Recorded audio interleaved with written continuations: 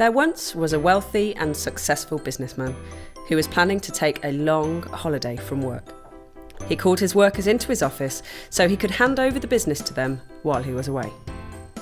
He had looked at each of their track records, and based on how well they worked, he gave them each some gold to look after.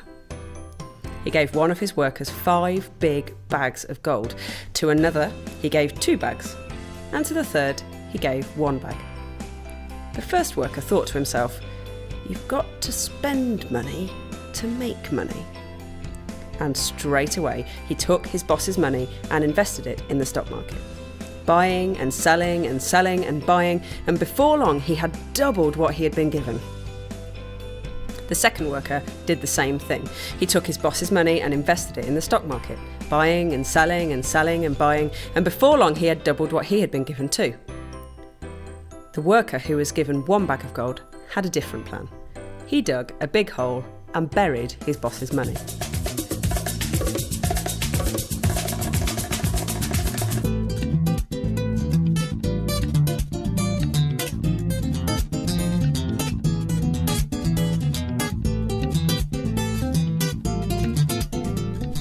After a long time, the boss came back from holiday with his Hawaiian shirt and a cracking tan.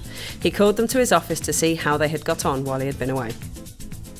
The first worker went into the office and said, "Boss, you gave me 5 bags of gold, and I've managed to double it. You now have 10 bags of gold."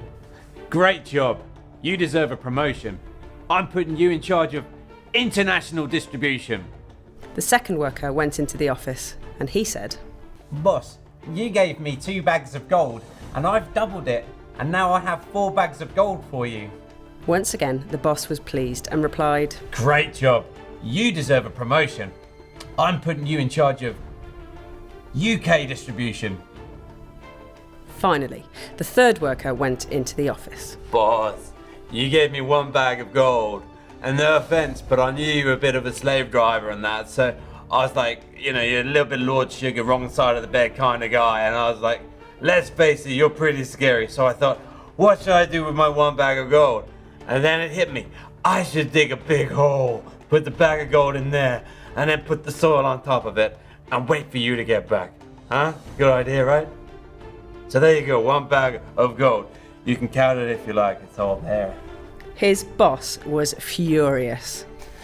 "You lazy dog, you absolute waste of space. You thought I was a little bit Lord Sugar, did you?